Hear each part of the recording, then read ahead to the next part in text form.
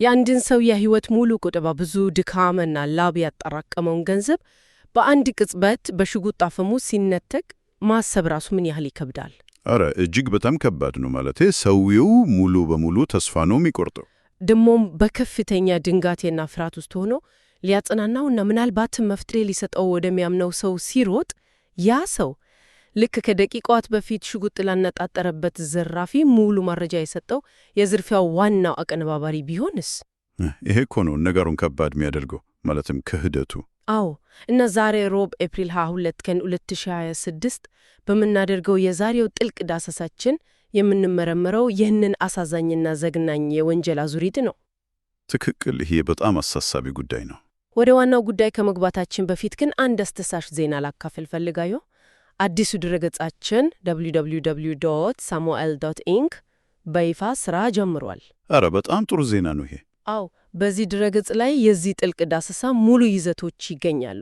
ማለቴ ያ ብቻም አይደለም፣ ለተለያዩ የግልም ሆነ የሥራ ፕሮጀክቶች መፍትሄ ሊሰጡ የሚችሉ ልዩ ሪፖርቶችና ጥልቅ ሰነዶችን እዛው ማግኘት ይቻላል። ማለትም ሰዎች በቀጥታ ለራሳቸው ስራ የሚጠቅሙ መረጃዎችን መውሰድ ይችላሉ ማለት ነው። በትክክል። እና ደግሞ ይሄ ዳሰሳችን በስፖቲፋይ፣ በአፕል ፖድካስት፣ በአማዞን ሚውዚክ፣ በካስትሮ፣ በፖድቢን፣ በኦዲብል እና በመሳሰሉት መተጋጊያዎች ላይ እንደሚገኝ ማስታወስ እፈልጋለሁ። ጥሩ ማስታወሻ ነው። አሁን ወደ ዛሬው ርዕሳችን ብንገባ።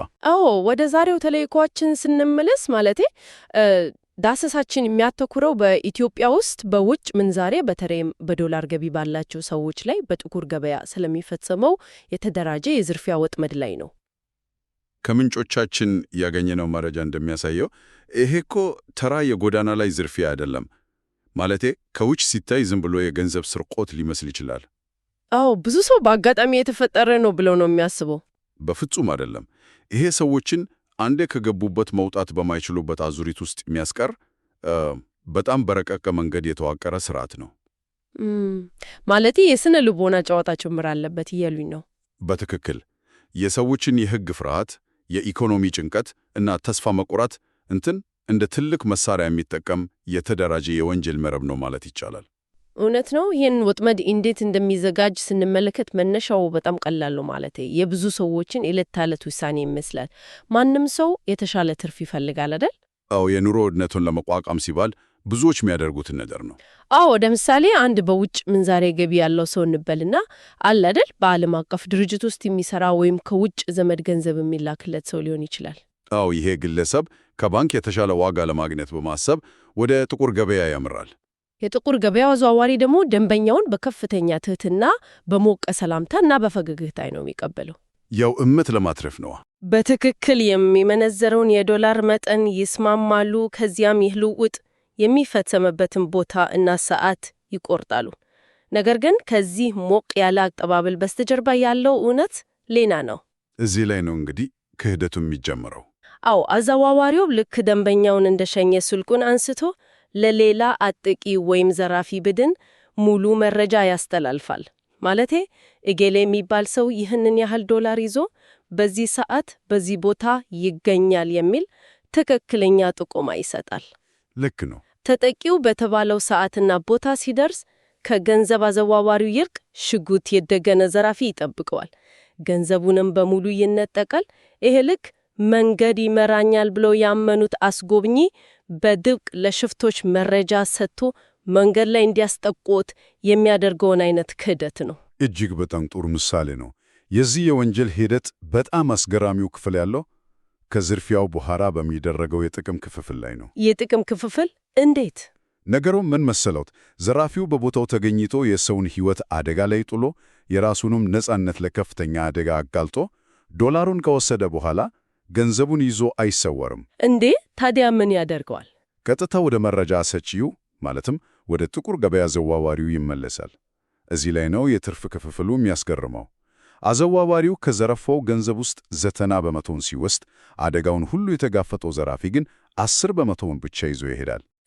ቆይ አሰራር ፈጽሞ ምክንያታዊ አይመስልም? ማለቴ ሽጉጥ ይዞ አፈሙዝ ላይ የቆመው፣ አካላዊ ግጭት ውስጥ የገባው እና ሙሉ ሪስኩን የወሰደው ዘራፊው ነው። ከተያዘ እና ፍርድ ቤት ከቀረበ ረጅም ዓመት የሚታሰረው እሱ ነው። ልክ ኖት። ታዲያ ጉልበቱና መሳሪያው በእጁ ያለ እንዴት 10% ብቻ ተቀብሎ ዝም ይላል? ለምን 100%ውን ጠቅሎ አይወስደው? በጣም ትክክለኛና ጠቃሚ ጥያቄ ነው። ይህንን የኃይል ሚዛን ለመረዳት የጥቁር ገበያውን መረብ ልክ እንደ ትልቅ የቁማር ቤት ወይም ካሲኖ መመልከት አለብን። የቁማር ቤት ሲሉ እንዴት ነው የሚያመሳሰላቸው? በቁማር ቤት ውስጥ ሁልጊዜ አሸናፊው ቤቱ ነው። ማለቴ ካሲኖ ራሱ ምንም አደጋ አይወስድም፣ ግን የደንበኞችን ፍሰት፣ ጨዋታውን፣ ሁጉን እና ስርዓቱን በሙሉ ይቆጣጠራል።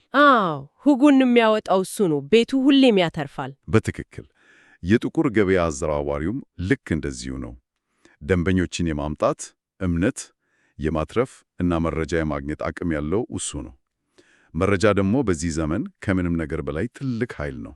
ተረድቻለሁ። ማለቴ ዘራፊው በቁማር ቤት ውስጥ እንዳለ አንድ ተራ ሰራተኛ ወይም ደግሞ ደሞዝተኛ ነው ማለት ነው። ዘራፊው የተረከበውን ገንዘብ ጠቅሎ ለመውሰድ ቢሞክር ቀጣይነት ያለው የሥራ ዕድል ያጣል። ብቻውን ሆኖ በየመንገዱ እየተዘዋወረ እንደዚህ አይነት ጥሩ ገቢ ያላቸውን ተጠቂዎች በቀላሉ ማግኘት አይችልም፣ መረጃው ስለሌለው ነው። በተጨማሪም ይህ መረብ እጅግ የተሳሰረ ስለሆነ ዘራፊው ስምምነቱን ጥሶ ገንዘቡን ቢወስድ በራሱ በመረቡ አባላት እርምጃ ሊወስድበት ይችላል። አዘዋዋሪው ያንን 90% የሚወስደው ለብቻው ለመባላት ብቻ አይደለም፣ ሌላ ወጪዎች አሉት። ለሌሎች ጥቆማ ሰጪዎች፣ ደላሎች እና መረቡን ለሚጠበቁ አካላት ጭምር የሚከፈልበት የኳኔ ወጪም አለው። ስለዚህ አዘዋዋሪው ምንም አይነት አካላዊ አደጋው ሳይገባ የትልቁ ትርፍ ባለቤት ይሆናል። ይህ እኮ አስደንጋጭ የኢኮኖሚ ስሌት ነው። ማለትም አዘዋዋሪው የደንበኛ ግኝትና የመረጃ ባለቤት ስለሆነ ዋናው የኃይል ሚዛን ያለው በሱ እጅ ነው። ዘራፊው ደግሞ በቀላሉ ሊተካ የሚችል መሳሪያ ብቻ ነው። በትክክል ገልጸውታል። ግን እዚህ ላይ አንድ ትልቅ ክፍተት ይታየኛል። ይሄ ሁሉ ሲሆን ተጠቂው ዝም ይላል እንዴ? አብዛኛውን ጊዜ ዝም ነው የሚለው። እንዴት ማለቴ? አንድ ሰው የህይወት ዘመን ቁጥባውን ሲዘርፍ፣ ምናልባትም የልጆቹን ትምህርት ቤት ሊከፍልበት ያሰቡን ገንዘብ ሲነጠቅ የመጀመሪያ ምላሹ ፖሊስ መጥራት አይደለም እንዴ? የትጥቅ ዝርፊያ እኮ ከባድ ወንጀል ነው። መሆን የነበረበት እንደዛ ነው። ግን እዚህ ላይ ነው ወንጀለኞቹ የስነ ልቦና እና የህግ ስርዓቱን እንደ ከባድ ጋሻ የሚጠቀሙበት። የህግ ስርዓቱን ለራሳቸው ሽፋን ያደርጉታል ያሉኝ ነው። ተጠቂው ለምን ዝም እንደሚል ለመረዳት በውስጡ የሚፈጠረውን የሐሳብ ሙግት ማየት ያስፈልጋል። ማለቴ ተጠቂው ፖሊስ ጣቢያ ሄዶ ማመለከት እንደሚችል ጥንቆቆ ያውቃል። ግን የራሱን ድርጊት ይመዘናል። በትክክል። ጥቁር ገበያ በራሱ በህግ በጥብቅ የተከለከለ ነው። የውጭ ምንዛሬን ከባንኮች መቀያየር ከፍተኛ የእስር ቅጣት እና የገንዘብ ወርስ የሚያስከትል ወንጀል ነው። ስለዚህ ተዘረፍኩ ብሎ ቢሄድ ፖሊስ በመጀመሪያ የሚጠይቀው ይህንን ሁሉ ዶላር ይዛ እዛ ቦታ ምን ታደርግ ነበር፣ ለምን በባንክ አልመነዘርክም ሚል ነው። ብቻም አይደለም። የህግ አስከባሪዎች የራሱን ህገወጥ ድርጊት መነሻ አድርገው ከተጎጂነት ወደ ተከሳሽነት ቀይረው ራሱን እስር ቤት ሊያስገቡት ይችላል ብሎ ያስባል። ፍርሃቱ ህግ ነው ማለት ነው። ዘራፊዎቹ ይህንን የህግ ፍርሃት በሚገባ ያውቁታል። እንዲያውም ዋነኛ መተማመኛቸው ካፒታላቸው ይኸው ነው። የህግ ጥብቅነት ተጠቂውን ከማዳን ይልቅ ለዘራፊዎቹ ድምፅ አልባነትን የሚያረጋግጥ መሳሪያ ሆኖላቸዋል። አስገራሚ ነው። የተጎጂው የህግ ጥሰት ለዘራፊዎቹ የኢንሹራንስ ሸፈን ሆኖላቸዋል ማለት ነው። ግን ፍርሃቱ የህግ ብቻ ነው ማለት ሁሉም ሰው እኮ እስር ቤት እገባለሁ ብሎ ላያስብ ይችላል። እውነት ነው። አንዳንዱ ምንም ይምጣ ምን የታሰርኩትን ያህል ታሰሬ ቢያንስ ዘራፊውን አሳስራለሁ፣ መብቴን አስከብራለሁ ሊል አይችልም። የሰው ልጅ በተስፋ መቁረጥ ውስጥ ሆኖ ብዙ ነገር ሊያደርግ ይችላል። አንዳንዱ ሰው ያንን ሪስክ ሊወስድ ይችላል። ነገር ግን እዚህ ላይ ሁለተኛውና ይበልጥ አስፈሪ ወጥመድ ይጠብቀዋል። ምን አይነት ወጥመድ? ተጠቂው ደፍሮ ለመሄድ ቢያስብ እንኳን በጥቁር ገበያው ዙሪያ ያለው አጠቃላይ ድባብና እውነታ ተስፋ ያስቆርጠዋል። ማለቴ ይህ የተደራጀ ወንጀል መረብ ብቻውን በአየር ላይ የሚንቀሳቀስ አይደለም። ከሌሎች አካላት ጋር ግንኙነት አላቸው ማለት ነው። በአንዳንድ አጋጣሚዎች የህግ አስከባሪዎች፣ የተወሰኑ ፖሊሶች ወይም የመንግስት ባለስልጣናት ራሳቸው የዚህ መረብ አካል ሊሆኑ እንደሚችሉ እያሳዩ ጠንካራ መረጃዎች አሉ ከምንጮቻችን እንዳየነው። እንዴ? ማለትም የጥቅም ተካፋይ በመሆን ለድርጊቱ አይን እንዳላዩ ያልፋሉ። በትክክል። ተጠቂው ይህንን አጠቃላይ ስርዓት ሲረዳ ማንን ነው የማምነው ይላል። እውነት ነው። ፖሊስ ጣቢያ ሄዶ ሪፖርቱን የሚቀበለው መርማሪ ራሱ የዘራፊዎቹ ተባባሪ ቢሆንስ ብሎ ማሰቡ አይቀርም። አዎ፣ አዘዋዋሪው ቀድሞ ፖሊሶቹን በገንዘብ ገዝቷቸው ቢሆንስ የሚል ጥልቅ ጥርጣሬ ውስጥ ይገባል።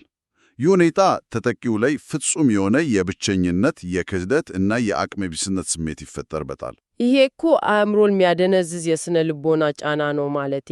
ተጠቂው ከሕግ ከለላ ማግኘት ካልቻለና ሙሉ በሙሉ በዝርፊያው ከተራቆጠ በኋላ ቀጣዩ እርምጃው ምንድን ነው የሚሆነው? ሕይወቱን መቀጠል አለበት። የዕለት ተዕለት ወጪውን መሸፈን አለበት። በተለይ ቋሚ የዶላር ገቢ ያለው ሰው ከሆነ ሕይወቱን ለመቀጠል እና ያጣውን ገንዘብ በሂደት ለማካካስ እንደገና መንዘሩ አይቀርም። አዎ፣ እዚህ ጋ ነው ነገሩ ይበልጥ የሚያሳዝነው። ግን ሰው አንዴ እባብ ካየው በልጥ ይደነገጣል እንደሚባለው ይሄ ሰው እንዴት እንደገና አምኖ ወደ ሌላ አዘዋዋሪ ሊሄድ ይችላል? መጀመሪያ ላይ የዝርፊያው ሰለባ መሆኑን ሲያቅ የመጀመሪያውን አዘዋዋሪ ይጠረጥራል ወይም ሙሉ በሙሉ ግንኙነቱን ያቋርጣል። እሱ ሰው መጥፎ ነበር፣ ምናልባት እሱ ነው ያጠቆመብኝ ብሎ ያስባል። አዎ፣ እና አሁን ግን በጣም ጥንቃቄ ያደርጋለሁ። እጅግ ታማኝ እና በጓደኛ የተረጋገጠ ሰው እፈልጋለሁ ብሎ ራሱን ያሳምናል። ማለት በውስጡ ያለው የኢኮኖሚ ፍላጎት ከፍርሃቱ ይበልጥበታል። ያጣውን ገንዘብ ለማስመለስ የተሻለ የምንዛሪ ተመን ማግኘቱን መቀጠል አለበት። በትክክል። ከዚያም በሌላ ሰው ጥቆማ ወይም በራሱ ፍለጋ ወደ ሌላ አዲስ የጥቁር ገበያ አዘዋዋሪ ያመራል። ነገር ግን ይህ ተጠቂ ፈጽሞ የማያውቀው ሐቅ አለ።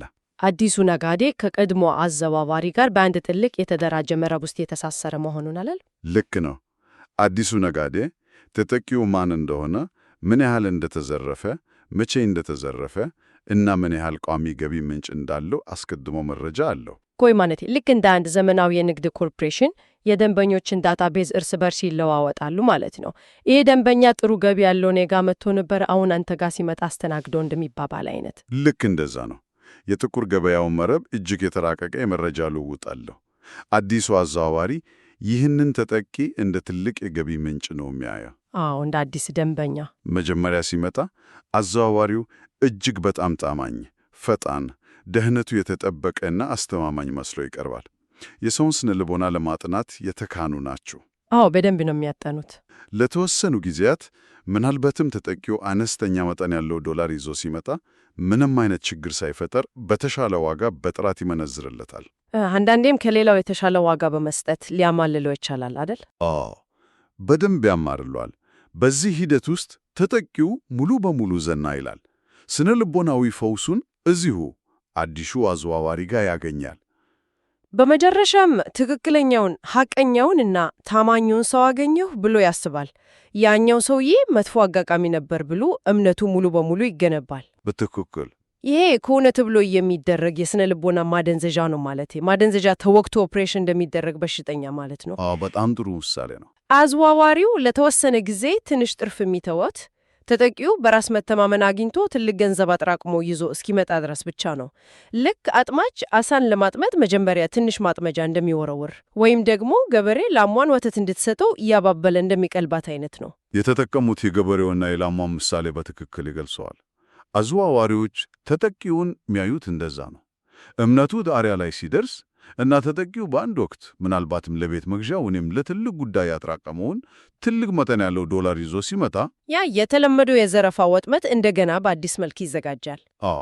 አዲሱ አዘዋዋሪ ልክ እንደ ቀድሞ ምንም እንዳልተፈጠረ ሆኖ መረጃውን ለታጣቂዎች ያስተላልፋል። ተጠቂው በተባለው ደህንነቱ የተጠበቀ ነው ብሎ ባሰበው ቦታ ይገኛል። እንደገና አዲስ ፊቶች ባሏቸው ዘራፊዎች ሽጉጥ ይደገምበታል። እንደገና ይዘረፋል። ይህ ነው እንግዲህ የብዝበዛው አዙሪት። ተጠቂው ከአንዱ መጥፎ አዘዋዋሪ ወደ ሌላው ጥሩ አዘዋዋሪ ሊሸሽ ይመስለዋል። ነገር ግን በተግባር በአንድ ሰፊ የሸረሪት ድር ውስጥ ከአንዱ ጫፍ ወደ ሌላኛውን ጫፍ እየተንከባለለ ብቻ ነው። አዎ፣ ማለቂያ የሌለው ብዝበዛ ነው። ይህ እጅግ ልብ የሚሰብርና ተስፋ አስቆራጭ እውነታ ነው። ታዲያ ይህ ሰው እንዴት ነው ከዚህ አዙሪት ውስጥ ሾልኮ መውጣት የሚችለው? ምክንያቱም ሕግ አያስጥለውም፣ ፖሊስ ጋር መሄድ አይችልም፣ የሕግ አስከባሪዎችን አያምንም። አዘዋዋሪዎቹ ደግሞ ሁሉም በአንድ መረብ የተሳሰሩ ናቸው። ከዚህ የጨለማ ዋሻ መውጫ መንገዱ ምንድን ነው? እውነታው በጣም መራራና ፈታኝ ነው። ይህ አዙሪት ሊቋረጥ የሚችለው በሁለት መንገዶች ብቻ ነው። አንደኛው ምንድን ነው? አንደኛው የተጠቂው የገንዘብ ምንጭ ሙሉ በሙሉ ሲደርቅ ነው። ማለቴ ከሥራው ሲባረር ወይም የሚዘረፍ ነገር ሲያጣ ነው።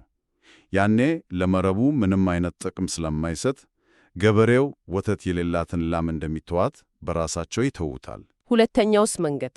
ሁለተኛውና ብቸኛው የተሻለ የነቃ መንገድ ደግሞ ተጠቂው አጠቃላይ ሥርዓቱን ተረድቶ የጥቁር ገበያውን ማባበያና የተሻለ ዋጋ የሚለውን ሐሳብ ሙሉ በሙሉ እርግፍ አርትኮ ትቶ ወደ ሕጋዊው የባንክ ሥርዓት ሲመለስ ነው። እርግጥ ነው በባንክና በጥቁር ገበያ መካከል ያለው የምንዛሬ ልዩነት ከፍተኛ ሊሆን ይችላል፣ የኢኮኖሚ ጫናም ያምጣበታል። ግን ሕይወትን፣ ደህንነትን፣ የሥነ ልቦና ሰላምን እና ያለንን ጥሪት በሙሉ በአንድ ጀንበር ከማጣት ጋር ሲነጻጸር ሕጋዊው መንገድ ብቸኛውና አስተማማኙ የማምለጫ በር ነው። ያ ውሳኔ እስኪደረግ ድረስ ግን ወንጀለኞቹ በአጭር ጊዜ ውስጥ ያለምንም ድካም የተጎጂዎቹን ላብ እየመቱቱ ከፍተኛ ሀብት ያካብታሉ።